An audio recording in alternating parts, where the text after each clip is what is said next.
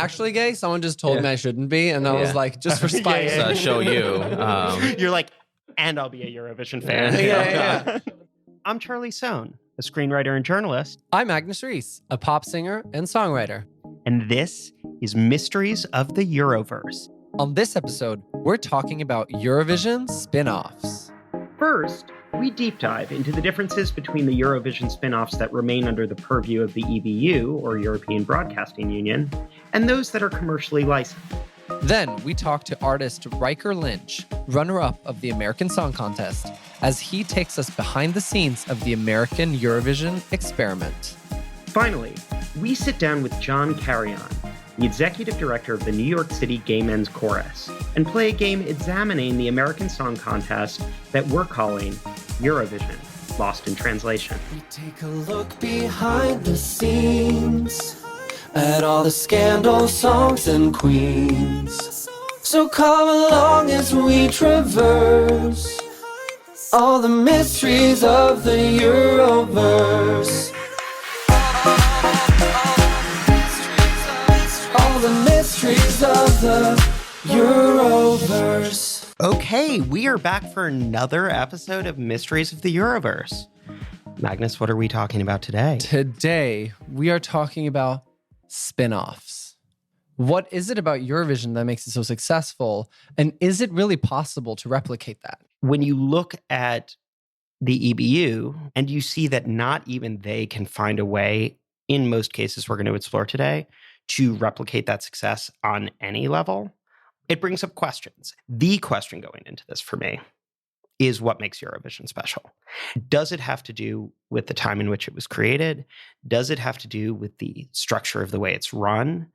Does it have to do with culturally, for instance, why Europe is different than America? People will look at the technical structure of what it is, how it's built, and replicate it. And I think that sometimes people forget about the most important factor, the magic. And by the magic, we mean a developed and detailed system of public broadcasters and enough bureaucracy to properly manage a competition. Is that the magic? That's magic. The EBU created the Eurovision Young Musicians as a biennial music competition for young classical musicians. It was built on the BBC Young Musicians. So this idea came out of the UK. And it was going to run in the even years. And it has since, except 2020, because, classical music. You had Eurovision Young Musicians run on the even years, but you need like a little sibling that can run on the odd years. Some of us are even, some of us are a little bit odd. Right. And who are those odd people, Charlie? So these are the Eurovision Young Dancers who get two compliments in one title. Young and Eurovision. We've spent too much time together. Basically, from 84, it would be the idea that one of these competitions would run every year. But Young Musicians have been much more successful than Young Dancers. Eurovision Young Dancers, in 2018, it was officially canceled. And then in 2020, they ruled out bringing the contest back for the foreseeable future. Which actually brings new meaning to the phrase dance like no one's watching. Oh, that was so sad, but true. If you look at viewerships for these, they're quite small. As are the contestants.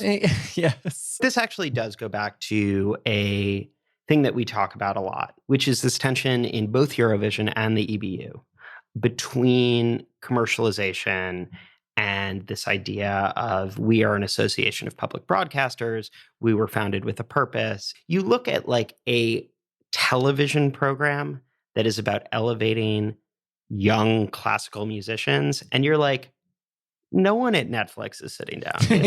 You know what I mean? Like, probably the most famous spinoff of Eurovision, maybe not the most famous in America, is the Junior Eurovision Song Contest. I mean, it's certainly the most uncomfortable.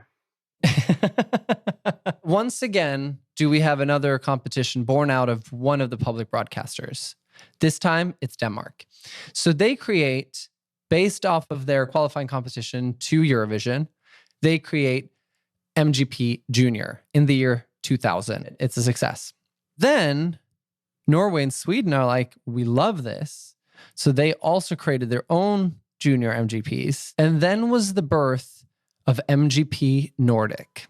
Now, in 2003, inspired by MGP Junior in Denmark, inspired by MGP Nordic, Junior Eurovision is created. We don't go very long before there's a scandal. Story of my life, girl.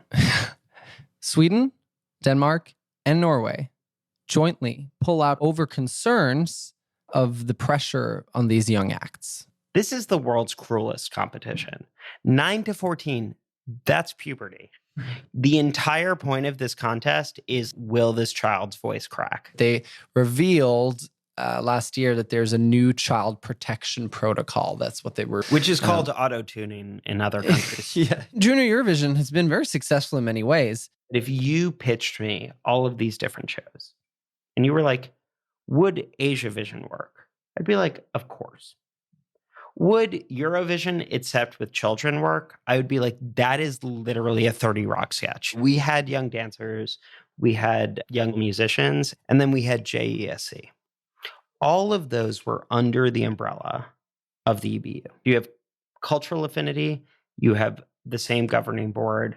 We're now going to be talking about Eurovision Asia, Eurovision Latin America, the American Song Contest, all of these attempts at creating a version of Eurovision that lives not on continental Europe. Here's what happened to some of them. The Eurovision Asia Song Contest, it was announced in 2015. The idea was dropped. There was Song of Africa, 2011, didn't happen. Africa Song, 2014, didn't happen. The All Africa Song Contest, 2015, didn't happen. The Afri Music Song Contest, and it was launched in 2018, and it did happen. It happened again in 2019 and 2020. There has not been a contest since. Eurovision Canada was announced in 2023. Yes. And it was going to be artists from each of the 10 provinces of Canada. Nothing has happened yet. The American Song Contest. It was hosted by the dynamic duo that is Snoop Dogg and Kelly Clarkson. The way the American Song Contest was structured is NBC sat there and picked, and New York didn't even know who was representing New York until the whole thing was announced, right? Yes. So no one in New York felt like the New York artist was representing New York. The fact that you have the people a part of that decision, I think builds an interest around the actual competition. You have personal investment to a certain degree. Like you could be like, we found this guy in Buffalo whose family has been here forever. And whatever music he makes represents New York State. Or you could be like, what do people in New York want to celebrate right now? Look at Sweden with 3 Black women singing gospel music. This is the mamas. For those of us who are newer to yes. Eurovision.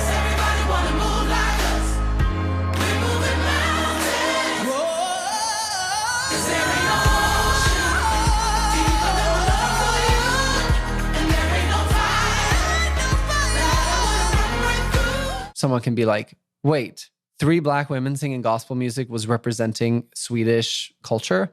The point of it was that Sweden nominated that. Correct. act. And that's my point. The thing that you're criticizing about ASC was a solution to an unsolvable problem. If you really wanted musical diversity, right? The New York representative is Idina Menzel. The problem is that even in these places that we talk about as the sources of these individual music cultures, like New York is the center of Broadway. If you actually let everybody in New York vote, it would be Ariana Grande, which is the same result that you would get in California. It's the same result. I don't know if that's true, because the thing is, like, a lot of people would say the same thing when you look at qualifying rounds for Eurovision. Waterloo did not chart in Italy. Right. You would never be like, break up with your girlfriend didn't chart in Delaware. 100%. Even in a country where what we talk about is polarization, bifurcation, we don't know how to talk to each other anymore. We still are a monoculture. I just think that the problem is that when you're going to build this thing in a different place, you have to both try to feel like, how do we try and replicate some of that magic? And then also, how do we understand that this is different? So we have to lean into some other things. I, in particular, on this show, have criticized the EBU for, I would say, mishandling sometimes their mandate. Fundamentally, there is a mandate. Right. There is a purpose to it. Right. You are watching something more than just another music competition. Eurovision had the benefit of being able to grow through lack of commercial pressure.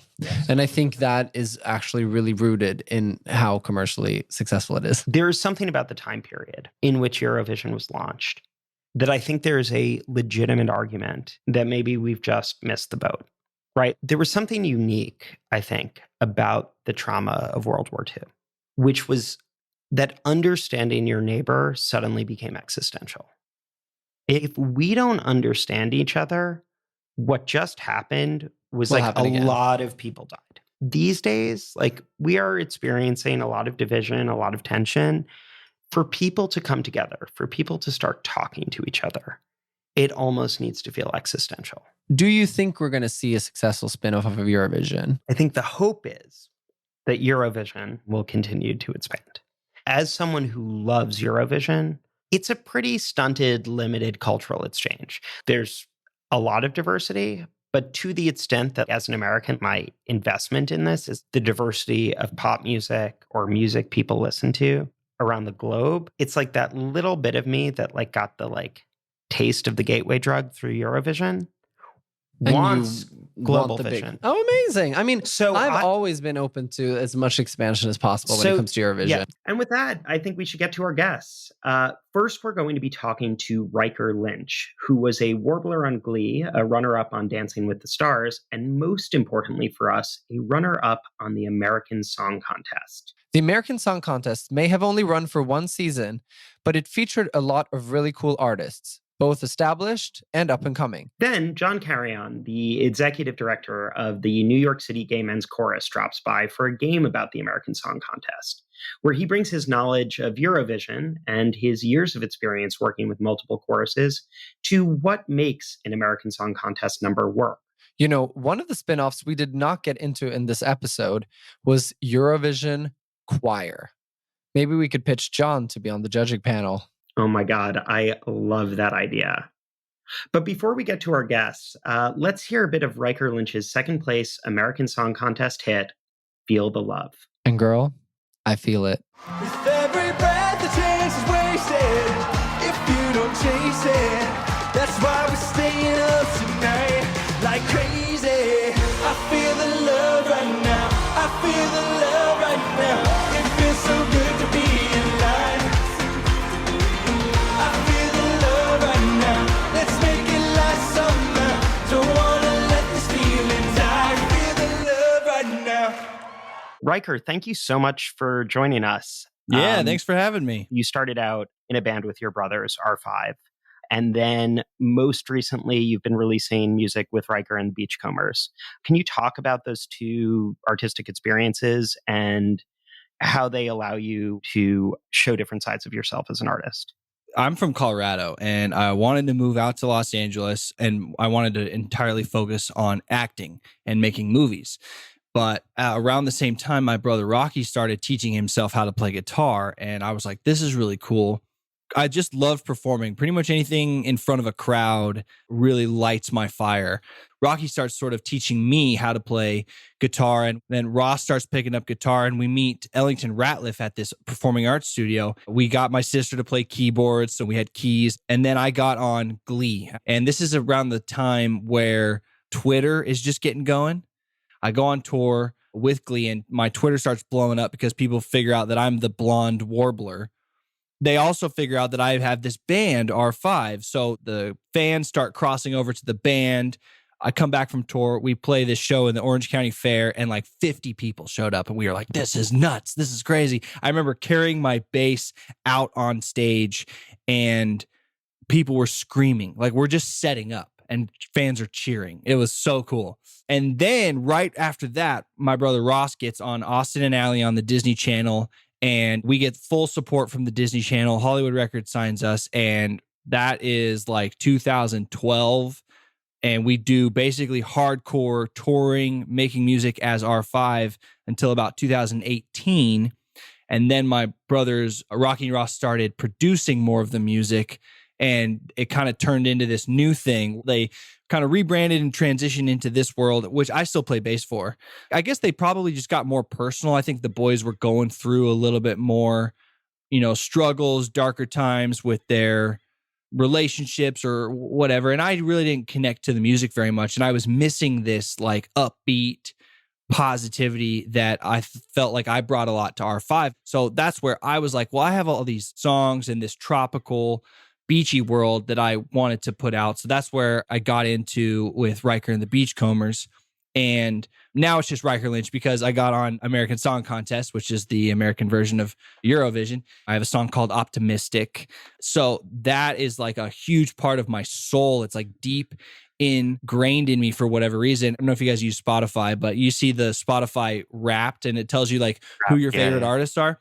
I'm like my biggest fan. Like I'm not even being funny. I'm like top 1% because I just love my songs. I love listening to them. They make me feel good. It's all about good vibes, good energy, nothing serious. We're not going to have any sad breakup songs coming from Riker and the Beachcombers. So moving on from the bands, you were also on Dancing with the Stars.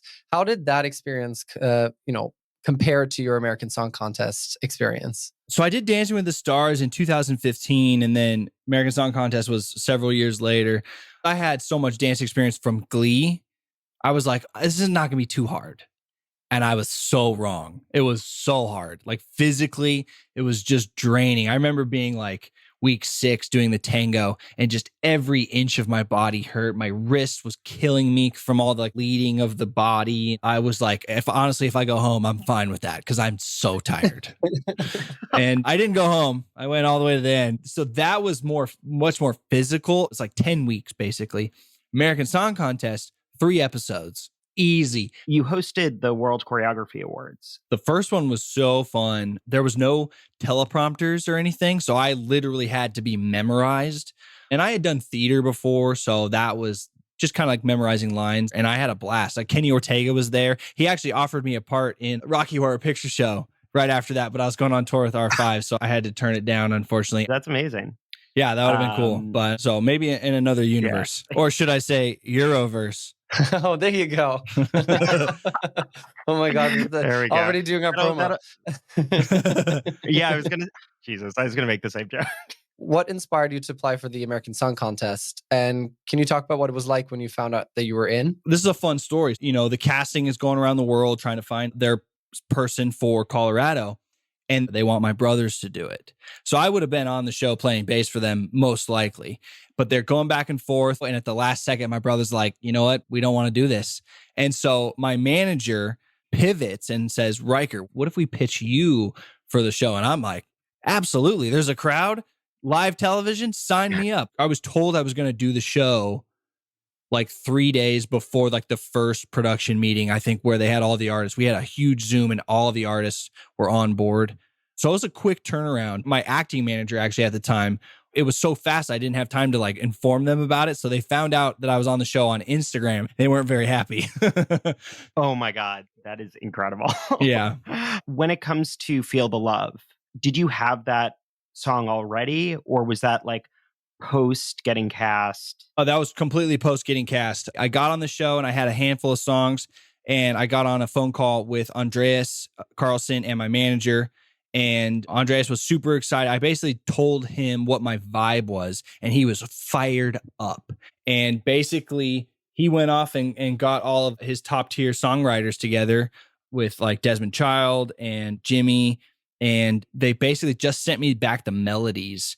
And it was just placeholder lyrics, what sounded like I feel the love right now. And I wrote back and I was like, that's the lyric. I feel the love right now. It feels so good to be alive. And so they hit it out of the park. It was just fantastic. That songwriting team has a fair amount of Eurovision cred. Desmond Child, in addition to his storied career, wrote for Eurovision. And I believe Jimmy Jansen has been kind of a Melody Festival and mainstay. Yeah, we were talking about that, kind of giving me like what the show's going to roughly be like because from their experience and whatnot. It was the first time I had recorded a song over Zoom because they were all in Sweden and I was in Colorado. They were on Zoom and I just had an engineer that would like push the talkback button and they would give me notes from the Zoom. But it worked and it was super fun. Were you aware that this was an adaptation of Eurovision? And were you familiar with Eurovision at all? And if you were, like, what did you know about it? I was a tiny bit familiar with Eurovision. I knew it from Celine Dion talking about it and seeing the movie Aline, which is a French film about Celine Dion, and the Will Ferrell movie. Other than that, I really didn't know anything at all. Oh, you know what they did? They showed us tons of videos on the booths because we all have like our own booth with like our city. So in Eurovision, it would be their country. Yeah. So we watched that. We watched how the scoring works because we were all very confused on the scoring in the beginning. Yes. And then when it came time to doing like the second round and the third round, most of the performers were like, can we change up the performance? And everyone was like, no. You know, Eurovision, they do the same thing. They were like, you're lucky you're getting a little bit extra performance. Like we got dancers or we got extra pyro or whatever. So they gave us a little bit. I do remember one comment on on my YouTube or something that was like, this is a song that Germany would compete with. They were like, it's super fun, but it's not going to win anything. That was the comment. It was striking as a Eurovision fan to see how your number evolved from the first heat to the semifinal and then to the finale. Can you talk about that development? Like obviously the ending with your wife, the adding of dancers in the semi. How did that collaboration work with the production team? A couple weeks before, because I'm in Colorado, I had a Zoom with the heads of the production design, basically. And we just had a conversation of what I am, what my music is about. And they had the song at this point. They came back like a week later. We had another call and they showed me a bunch of examples of like a rough mock-up of the stage. And I was basically like, this is amazing. They asked if I wanted dancers. And I was like, I don't necessarily need it. And then in the back of my mind, I was like, maybe if it goes on, we can add dancers or if we want to change something up. Then when it comes time for the semifinals, they had the idea of like, it'll look like you're pulling people out of the crowd, but it'll be the dancers. And I was like, oh, that's super fun. They watched my video and choreographed to the things that I was already doing. And then once my wife sees that I have dancers, she's like, hey, so I want to get up there and dance with you. And I was like, hey, that's a great idea. The song's all about feeling the love and you're the person that I feel the love with. And that was such a wonderful ending at the final. It encapsulates the message of the song. And it was like kind of the perfect surprise that like gave you something if you had been watching the previous performances. Yeah. And I was so happy they let me go last because Alexa and I have such a big production and it takes a while to change that stage. I knew one of us was going to have to pre-tape. And I was like, please don't let me pre-tape. Please don't let me pre-tape. And she had to pre-tape and I got to go last. It was great. I was so happy. How well did you get to know the other contestants? Hand in hand with that, there was this group of like older, more established artists and then younger artists. And did that feel separate? Did it feel like one community? As far as the legends artists and then like us newer artists go, for watching the playback and all of a sudden behind me, I hear, Riker, that's a hit. And I turn around and it's Jewel. And I was like, oh my God, so sweet. She was so nice. The first episode that I was on, Nico and Brooke, everybody was really communicative and hitting people up on Instagram. Hey, we're going to watch the episode from prior if anybody wants to join at the hotel. And everyone's dressing rooms are like right next to each other. So you can hear everybody doing vocal warm-ups and whatnot. And I remember hearing Nico doing their vocal warm-ups and they just were beautiful. They're amazing singers and their harmonies together. I was just like, holy crap. I just had Nico on my podcast, which was super fun to catch up. Nico, obviously, they're engaged, but they'll be married, but that's a married musical duo. And then another podcast guest of mine, John Vaughn from the band Public, he has another musical project with his wife. And my wife always wants to dance with me on stage. So I was like, we could do like a show, like a couples show. It would be fun. So I'm working on that. Who knows? Oh my God, amazing. And also, awesome. I feel like these stories on the Bachelor franchise, they always want these like really, they always want to feature music and hit that romance hard. So I'm just saying, you got to call ABC because oh yeah, that should be. I'm just telling you, right? That should be a date on The Bachelor where y'all are performing. So I'm putting it out. Oh, there. I love it. Yeah, they go. Nico's singing. John and his wife are singing. My wife and I are dancing. Yeah, we're playing. Oh, that's cool. That's a good pitch. I'm gonna hit him up. I know a couple people at ABC. That's right. There we go. And then when I see it on the show, because that show is my guilty pleasure, I'll be like, yes, I had a little part in that. One of the big debates in Eurovision is the power balance of the people versus the juries. Both you and Alexa were really elevated by the public. So, do you have any thoughts on what the people saw that the juries might have missed? Absolutely. If it was up to the juries, I would have went home week 1. So I am happy with the people having the power, baby. I think I was literally at the bottom of every episode when the jury votes came in, and then it'd be like the people, and it'd be like, whoop. Amazing. I mean, I think the thing is that Jewel knew that the song was a hit. That's the industry endorsement you need right there. Oh, exactly. That was all I needed. And I was like, we're good. What was the hardest part of the process for you? Singing the pre-chorus, especially the third time around when the music comes down. I'm just out of breath. Got back with my vocal coach, who I've been working with since I was like 16. And he was having me run up and down the room for like 10 minutes while singing. And I'm like running semi-fast. I'm not like jogging, just to find those little tiny moments that I'm able to take a breath. You basically just gas yourself out, and then you're learning where you can just and it's all you need to just be able to finish the line. In correlation with that, like, what would you say the highlight of the process was for you?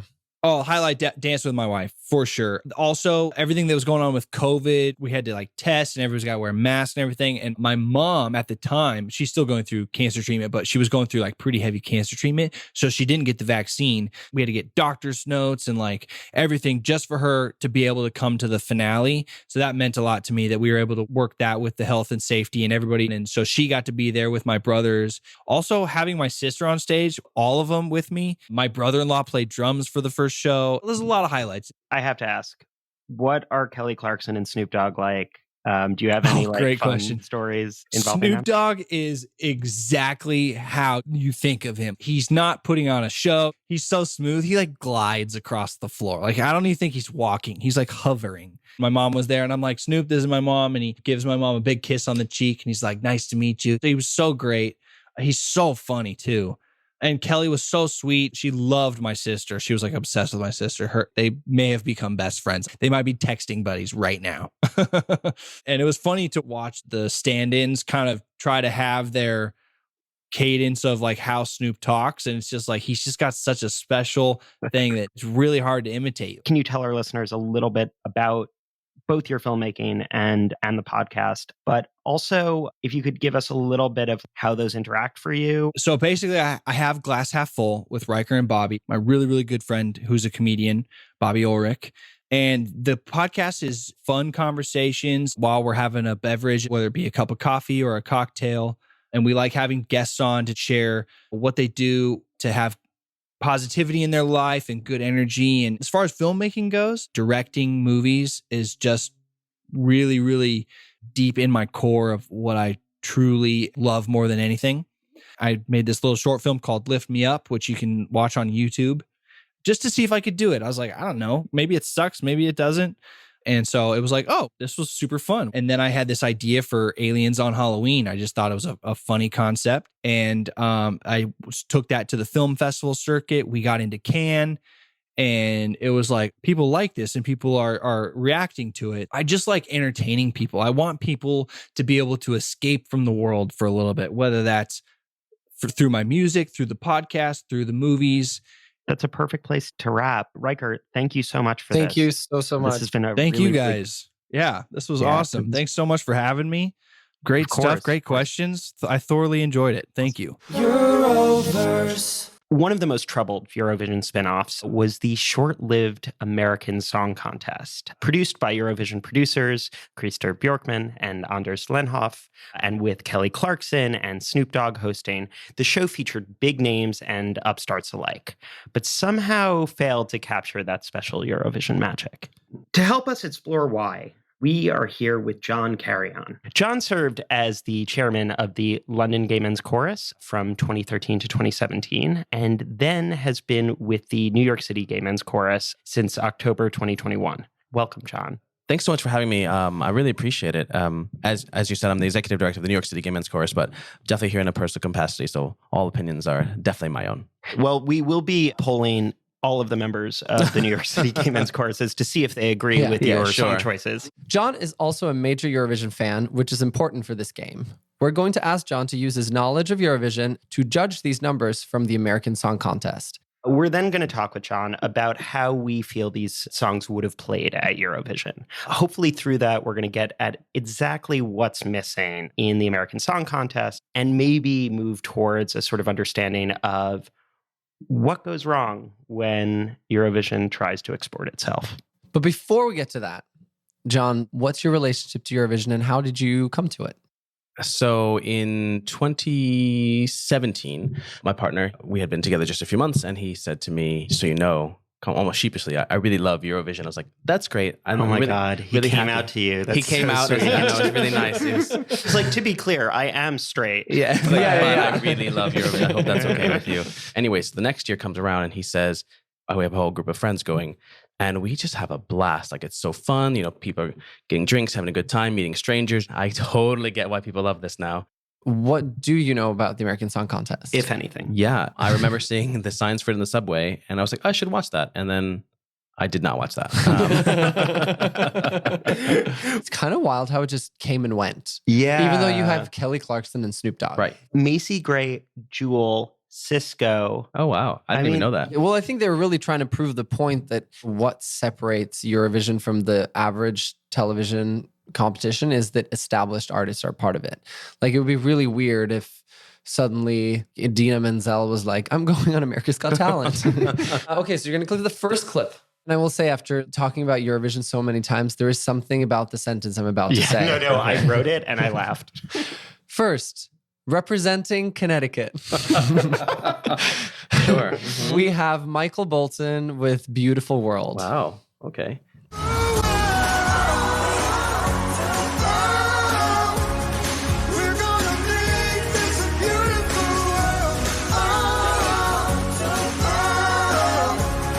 Got the Industrial Revolution taking place above him. There's more than 6 people on stage, so that's already one big difference I'm seeing. We're making a beautiful world. I guess my immediate thought is Eurovision doesn't take itself too seriously. And I think sometimes a clip like this very much does. Yeah, Michael Bolton definitely takes it like, too exactly seriously. right. Like Finland this year, right? There's a hilarity to that. And even though the performance is excellent, right? But it's obviously meant to be a joke in some ways as well, right? How dare you? Cha-cha-cha is my Rosetta Stone. It's my Declaration of I Independence. voted for it. Don't get me wrong. I was absolutely voting for it. I was just editing the Sally Ann Triplet interview today. And when she was like praising Loreen by being like, I mean, she's just incredible, sandwiched in that thing. We were like, so why do you think that the UK didn't do well this year? It's just not very good. With that song in particular, I actually think it was the arena versus television problem.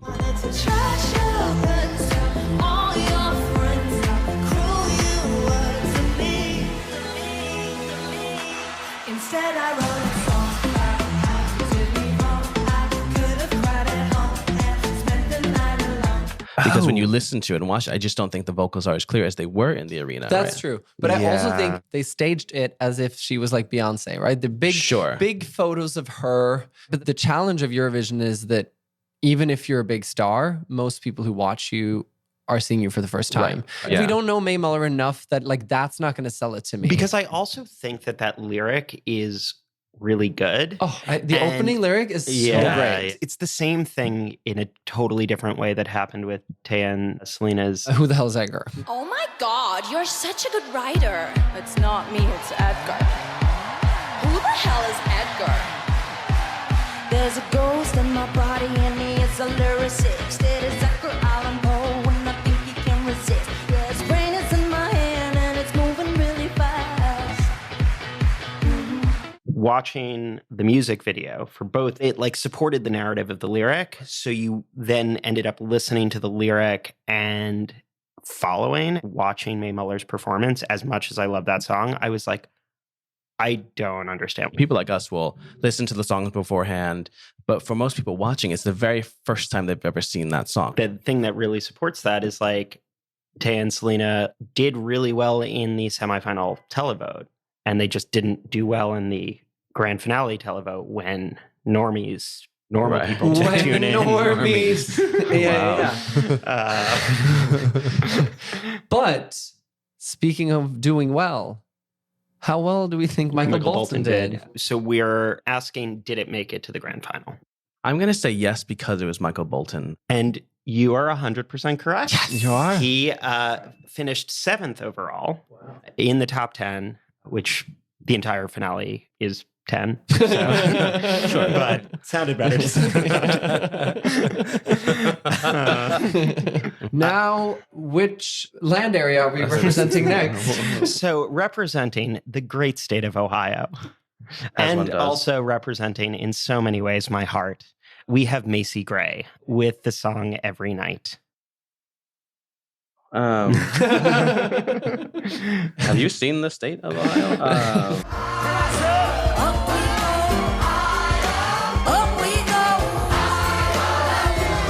Again, I am struck by how many people are on stage. I like the colors, the huge band back there. It feels fine. There's sort of no lift to it, right? If you think of something that you see in Eurovision, there's always massive staging, people moving everywhere, colors and huge sets. Obviously not every song, but I think that's what makes a lot of Eurovision numbers.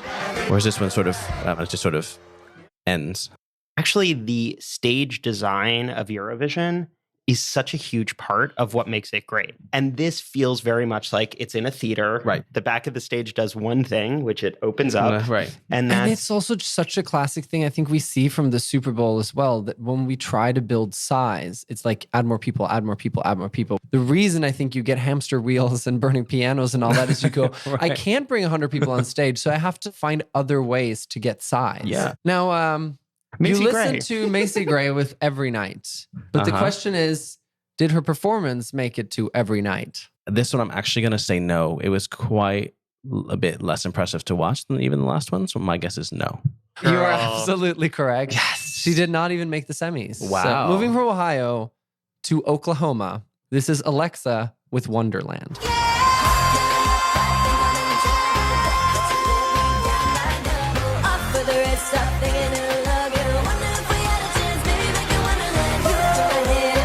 There's a lot happening here. Yeah, she's representing the musical. just to Ooh, be this clear. is the musical. This is Rodgers and Hammerstein. So there's a lot going on here. This actually, so far, looks the most Eurovision-like to me, with kind of even the funky floor happening.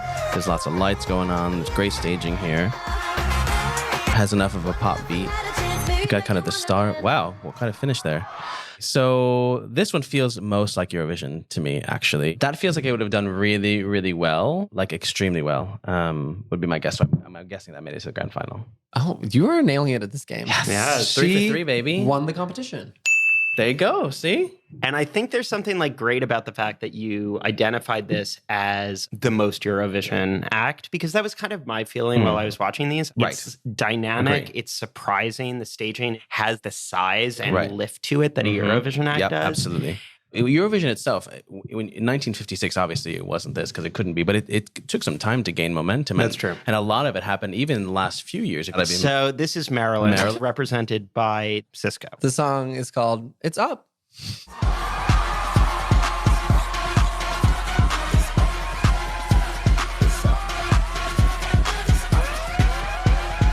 So as I'm watching this, there's lots going on here, right? Which I also really like. This fire, which we love in Eurovision.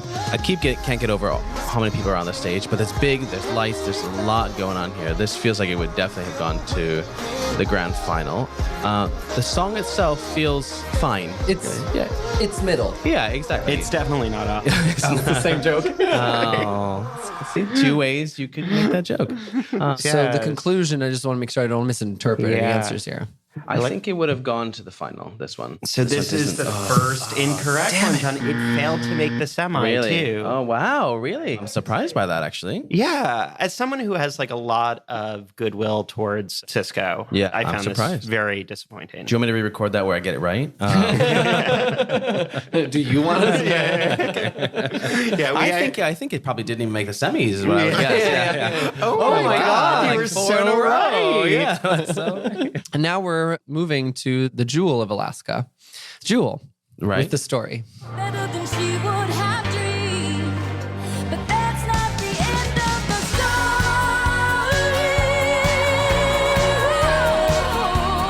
story. All right, so she's got her hat there. She's singing with the tree in the background.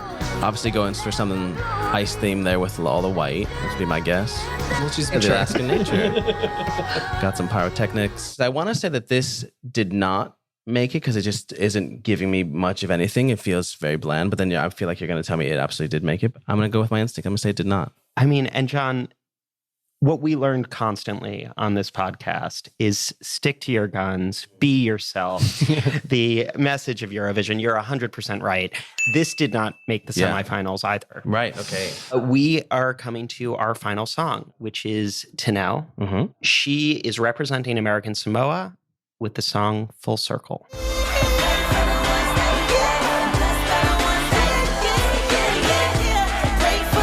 Okay, so it feels in some ways smaller in scale, even with the pyrotechnics. There's a sort of an attempt to bring a Samoan type of culture to the stage because I've seen the trees there. I've never been to American Samoa, but that's my guess. I've heard that they have trees. Yeah, I've heard that they have trees. They probably have. Which is actually, I think you're right. Having grown up in Brooklyn is the thing that I say about like every other place. I'm like, they have trees. My guess is whether or not this would have made the final. Oh, this is a hard one. I feel like it actually might have. You are correct. Oh, right. It did make the final, and it did even better than Michael Bolton. Yes, wow. One better than Michael Bolton, Okay. which is really the bar I try to clear. Sixth these days. place, exactly. Yeah. Like, this was another number that to me felt like it had a little bit of the Eurovision thing. Like you said, like it's rooted in an actual place. Right. I think a huge part of the beauty of Eurovision is that the EBU doesn't get to pick the songs. Right. Even the smartest people the EBU could pull together would never be able to curate a list. Right. They would have never picked Let 3. They would have never picked Cha Cha Cha or whatever. Right. And I think you can see that they would never do that because the smartest people the EBU can pull together are on the juries. well, fair. And I do think for the success of that competition, you really needed to feel like people in Oklahoma tuned in being like, go Oklahoma. Yeah. When you think about Eurovision countries, whether that's like an internal selection, it's still like always run by the public broadcaster. So there's this sense of like, Mae Muller is representing the UK because the BBC wanted Mae Muller to represent them. These flags start to mean something. Right. Because we all have those countries where we go, I love this country. They always send something crazy. Yeah. Or people love or hate Sweden because Sweden will always send a good pop song. Right. But some people find it boring. I think there's also this other thing. They had famous people in the contest, which is the way Eurovision works. It's not Adele and Beyonce on the American Song Contest. Right. And Kelly Clarkson is hosting and not performing. Mm-hmm. I think the category of famous, it's closer to the UK when they send Bonnie Tyler a little bit. You know what I mean? Who also didn't do well. Right. I also think that in many ways, Eurovision voters are voting for the underdogs in some ways, right? I think they want someone new to win. Maybe if they took a little bit more time to create the national selection, quote unquote, but on the state-by-state scale, maybe more people would feel like, oh, this is who we're sending to this thing. I am a little bit terrified to see who Florida chooses, though. Oh, sure. We're just going to have like half of this country nominate Trump to be in the American Song But I think Contest. this is where you got to, as a producer, be comfortable with the fact that you have to, in certain areas, be hands off. Yeah. I understand that to launch a contest like this and then try to do like 56 national finals would be like insane. But even if they could have just partnered with local organizations, I mean, even think Rockwood Music Hall is going to host the competition to select New York's entry, whatever it might be, I think could have really created some sort of like grassroots movement in each state where people feel like we sent this. Was the time just right for Eurovision where you had a really fractured Europe that really needed to find a way to come together around something? Part of the problem is like we don't really have a desire to come together. But also even to take something American, take the Super Bowl performance. Sure. The first one was Carol Channing. Oh my God, really? I think I realized that. I would have been a football fan. Yeah. But like, Yeah, How did I not know that? spoiler alert, she was not on a floating platform while pregnant. The scale grows. It's This like, is an image I'm not going to be able to get out of my head. Eurovision Canada was announced. Seems to be on ice. As many things in Canada are. Yeah. The Latin American Eurovision seems to be on ice. And then there's been floated the idea of Eurovision India. Right. Wow. So the question is there a way to do the Eurovision formula outside of Eurovision today that can be successful? My guess is that it's initially a problem of scale, right? So if you start too big, you're expecting too much because you're not going to create Eurovision United States overnight, right? There's just no way. How did it start? With 7 countries, and then it built slowly from there, right? And now, because it's such a production and you get all this kind of worldwide notoriety, 300 million people watching you on one day, that's what's going to make this work.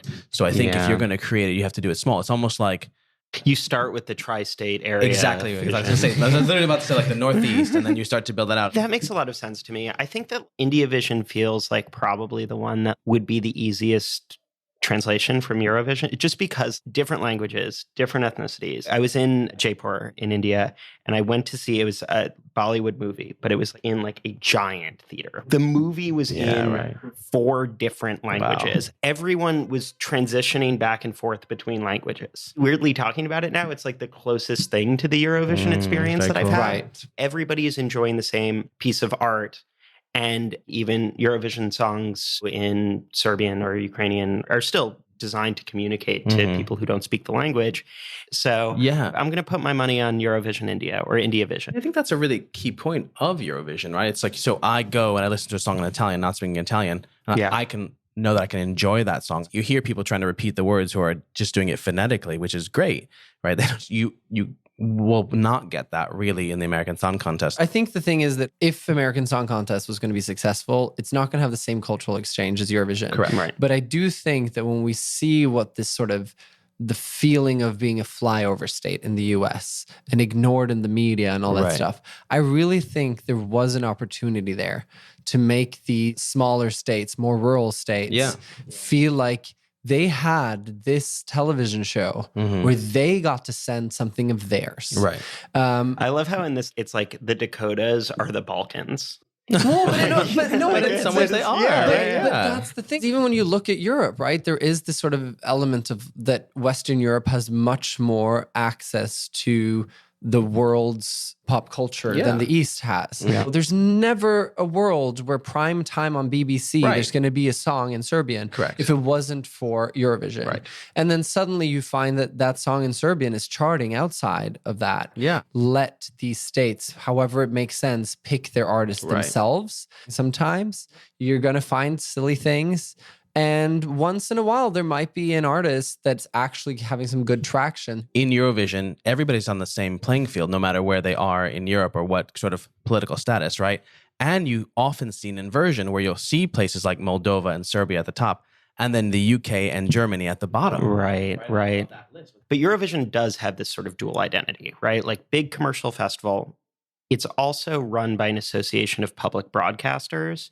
And so when you talk about places with smaller populations who don't have great advertising demographics, how do we elevate them? You know, I think that's probably a harder thing to do when you're on a commercial network. And when you're like, I'm producing a television show that is supposed to get ratings, period. Right. There is something that gets a little scary when we talk about some of these states forming a block. I'm like, we're one step away from secession. No, but that's how I think we're going to get gay rights. I think that Eurovision gave us more gay rights. With so much representation that had to be broadcast in, you couldn't opt out of that, right? Totally. Exactly. I literally thought you were saying the way that we were going to get more gay rights is if some of these states secede from... Oh, no. I mean, a little bit of both. Yeah. If each one has their own sort of quote-unquote national selection, right, their state selection, that's what's going to give them the pride in that person, right? I think that's so essential to the identity of the contest, and it provides the variety that makes it interesting, right? Yes. I also will say, I think the other thing is, if they also created this idea that the winning state would host,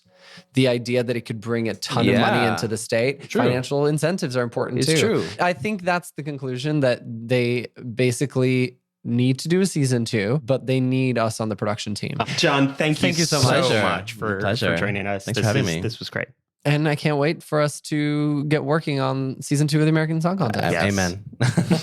Well, I think this episode was so successful that it deserves its own spinoff. Okay, slow down. Before we can work on that, we have quite the episode next week. We'll be back to our regular Wednesday release schedule with an episode about Eurovision icons. We're going to talk about how changes in music, style, and yes, international politics influence what makes a Eurovision icon. And we'll talk a bit about how Eurovision icons themselves have changed the genres they occupy, the nations they represent, and even the identity of Eurovision itself.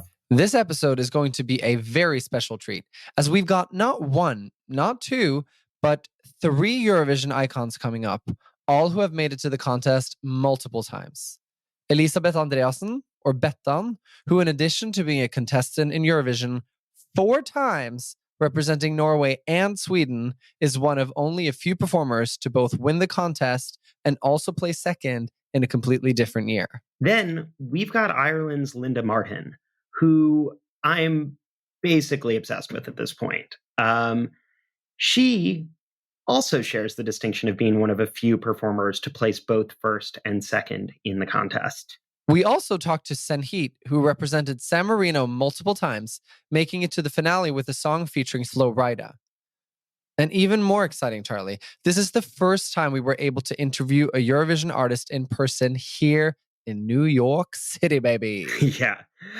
We caught her before her concert at $3 Bill, and I have to say, any artist who ends her show with a dance pop cover of I Am What I Am from Lacage automatically wins my heart. I mean, this incredible lineup of artists are so talented that they've been asked back to Eurovision again and again. And I will say that's kind of similar to how our American guests' track record has gone. Yeah, I mean, our American guest is Barrett Foa, a fan favorite on NCIS LA, who made his return not once, not twice, but for 12 seasons on that show. He's now starring in the soon-to-be-released Shonda Rhimes White House drama, The Residents. We hope you'll enjoy the guests next week as much as we did. But until then, happy Eurovision.